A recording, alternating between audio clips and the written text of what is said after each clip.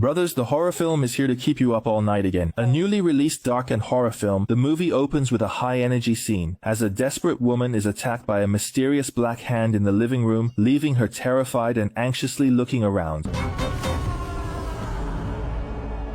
As a mother of 3 children, Linda has recently been seeing hallucinations of a black hand, leaving her weak and bedridden all day, but only her youngest daughter, Ira, stays by her side, as the older siblings have moved to the city and rarely return to the village to reunite. And while Ira was brushing her hair, she saw a centipede faintly visible within the strands. The eerie events did not stop there. The mother spat out a piece of porcelain from her mouth, almost sending Ira away. Clearly something was wrong, but the doctors could not diagnose any issues, so Ira could only write to Mr. Fiel. He is a pen pal she got to know through a magazine. He is a columnist specializing in paranormal events, and he listened in detail to Ira's current situation. The communication method is still so outdated. That night, she finally received a reply. Fiel judged that her mother was cursed, but at this moment, the mother was missing. Where could she go at such a late hour? She hurriedly went out to search. Fortunately, the village is small, and she soon found her mother among the noisy crowd. She was surprisingly dressed scantily, lying in her grandparents' cemetery.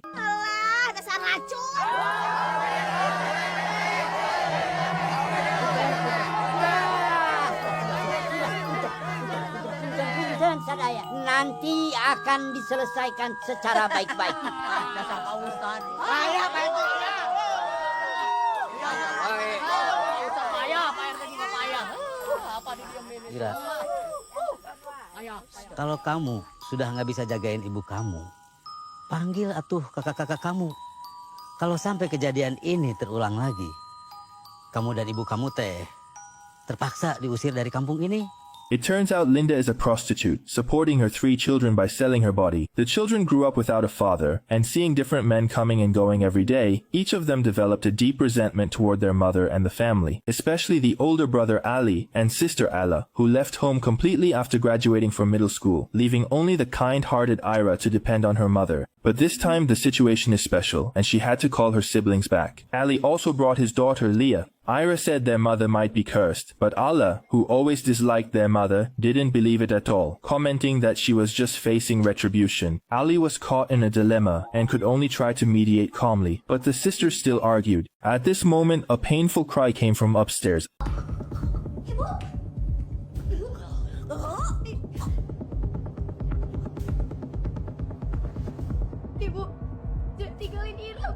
Linda passed away under those circumstances, and no one knew whether it was due to illness or a sense of release. But during the funeral, strange things happened. A black cat crawled over Linda's body, and she miraculously opened her eyes and came back to life.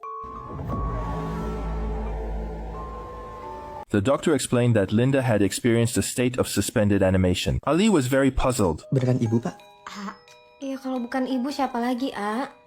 Aneh. Kejadian mati suri itu langka. Ini kesempatan untuk kalian berbakti.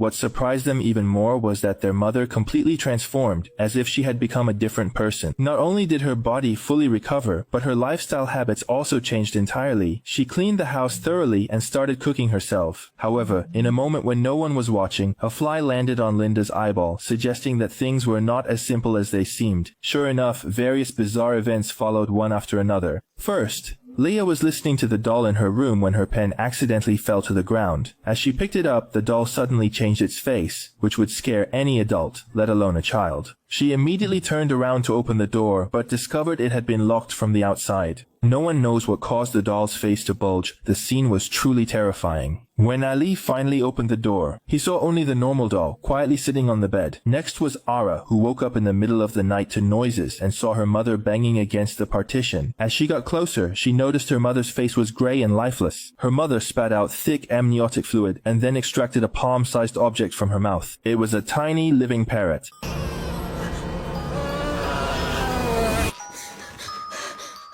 It was actually Ara's nightmare. During the day, Ali accompanied his mother to the market to shop. Feeling uneasy, he almost lost his mother just while buying a cigarette. He arrived at the corner, only to witness yet another horrifying scene.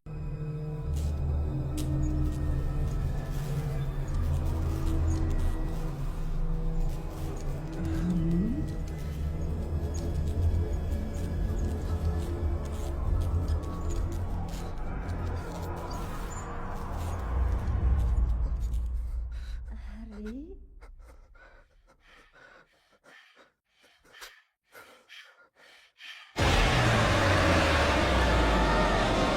When Ali regained his senses, his mother was clearly standing beside him. Even at dinner, he was still scared and didn't dare let his daughter eat the food his mother cooked. He awkwardly led daughter back to the bedroom while his mother remained expressionless, showing neither joy nor anger. Harusnya teh cucu ibu nambah satu lagi. Tapi sayang, udah dibunuh. Maksud ibu teh apa? Kamu yang paling kasihan, Ara. Jalan hidup kamu persis kayak ibu. Bedanya, kamu lebih buruk daripada ibu. Kamu tega bunuh bayi kamu sendiri. The gloomy Ara completely broke down. Tega kata ibu. Tega itu ibu yang selalu kasar, selalu ngerendahin anak-anak ibu. Ibu tega mukulin kita dari kecil, Bu. Sekarang ibu bilang Ara yang tega. Teh, cukup. Kamu juga. Emang kamu tahu siapa bapak kamu? Ara juga nggak tahu siapa bapak Ara, Bu. Dari kecil, tiap hari kita ngelihat laki-laki keluar masuk rumah. Ibu pernah nggak mikir gimana sakitnya jadi anak ibu yang harus terbiasa ngelihat itu? Ibu tahu nggak apa alasan Ara balik ke sini sekarang? Ara mau kasih tahu langsung ke muka ibu. Kalau Ara tuh nggak sama kayak ibu. Kalau Ara punya anak yang Ara nggak mau, Ara nggak akan biarin anak itu hidup, Bu. Itu bedanya Ara sama ibu. Ara. Ira tried to speak up in defense of her mother, but how could emotional rifts be healed with just a few words? Mother smiled and said, Ira returned to the bedroom to comfort her sister. Kamu belum tahu dosa-dosa besar kakak kamu yang masih ditutupin. But she just wanted to be alone at the moment. Helplessly, she went to tidy up the living room, but heard noises behind her. The TV suddenly flickered with static, and she leaned in for a closer look. An animated image resembling her mother unexpectedly appeared on the screen, followed immediately by something else. It wasn't over yet. The scene shifted back to the bedroom where her mother was sitting in a rocking chair, holding a baby. Ara turned her head in fright, but couldn't help looking back.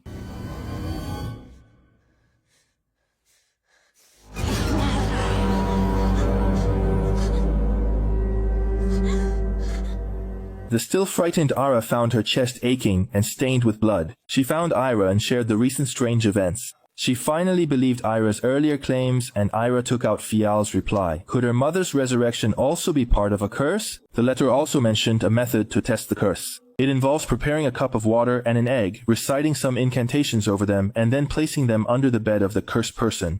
Caangkan ia panon tinu sagala makhluk, tinu sagala tipu daya. Rai caangkan ia panenjo. Cirikan nute kaciri.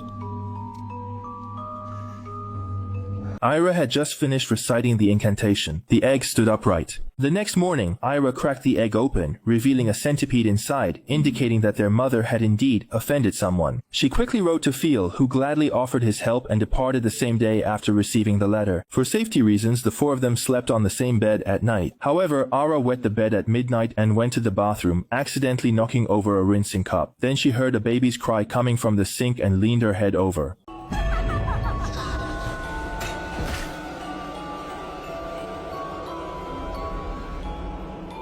Allah's funeral had just ended when Mr. File finally arrived and got straight to the point. Yang ada di dalam diri ibu kamu sekarang itu bukan dirinya lagi, tapi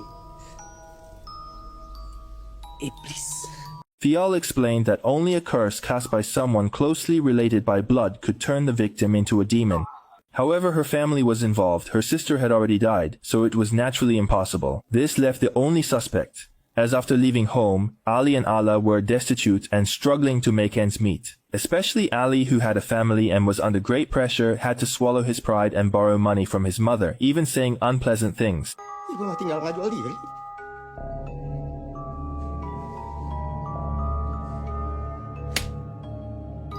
Kalau kamu pikir jual diri itu gampang, sok suruh istri kamu jual diri. Segini aja kamu nggak mampu.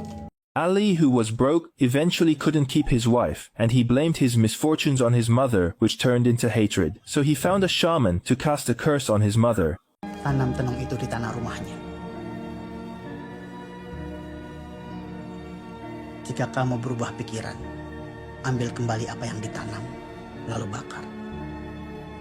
He had not anticipated that his mother would become possessed by a demon and turn against her own family. Amid the pouring rain, Ali was digging up a sheepskin in the yard, while Leah saw her mother beckoning and followed her. When Ira and Phil arrived, they discovered Leah was missing. The three hurried to the door only to find it locked from the inside. Ira told her brother to continue digging for the parchment. She and Phil tried to break down the door, but when that didn't work, Ira had an idea. She climbed in through a side window, which immediately shut, and saw Leah banging her head against the glass. She wanted to help but was inexplicably pushed aside by a table, unable to move. Their mother walked down from the wall, her neck slowly elongating, just like the dolls before. She touched Leah's head with a black hand, while in the yard, Ali finally unearthed the parchment, but his lighter wouldn't ignite. Kamu tahu, Ira, janji dibuat untuk ditepati. Janji? Janji apa? Janji untuk aku mengambil jiwa ibu kamu. Their mother's unexpected revival completely enraged the demon, who then attempted to push Leah's head out. At this point, Phil finally entered the room, but was immediately overpowered by the demon. After all, he wasn't a shaman, no magic could resist it, and just as Leah was about to lose her life, a spark of hope finally appeared and ignited the cursed parchment. As the flames consumed it, the demon was instantly immobilized, its body turning to ash, and collapsed to the ground. The nightmare was finally over. Ira brought Leah into the yard to share the good news with Ali, who was on the verge of tears of joy.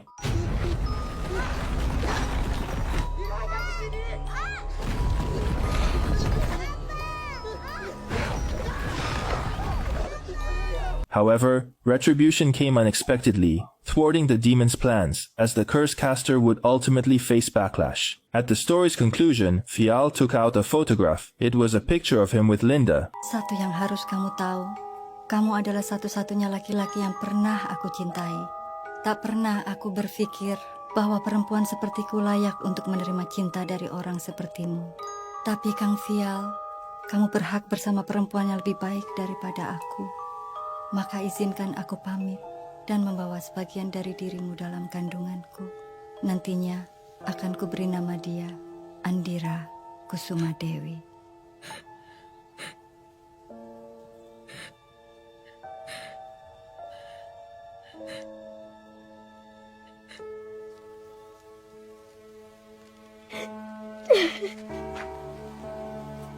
The film ultimately concludes with Leah and the Black Cat watching. Black Magic Zombie is a typical Southeast Asian witchcraft horror film, lacking much in the way of innovative content. The design of the horror scenes needs no further elaboration, but its exploration of family relationships is thought-provoking. As a special service provider, does she truly have the right to bear children? If she relies on her income from providing these services to support her child, coupled with the absence of a father, the child's development is inevitably greatly affected. Not to mention, social and school bullying are certainly unavoidable. Therefore, Ali and Allah's resentment and departure are understandable. Destitute Ali hoped to use this as leverage to regain material support from his mother. When his needs weren't met, he resorted to extreme revenge, indicating that there may not be absolute right or wrong. In contrast, Ira was clearly favored and thus willing to live with her mother, unlike her siblings who chose to escape. It shows that love can transcend many things, even extreme prejudice and malice. May you also give and receive genuine love. That's all for today. See you next time.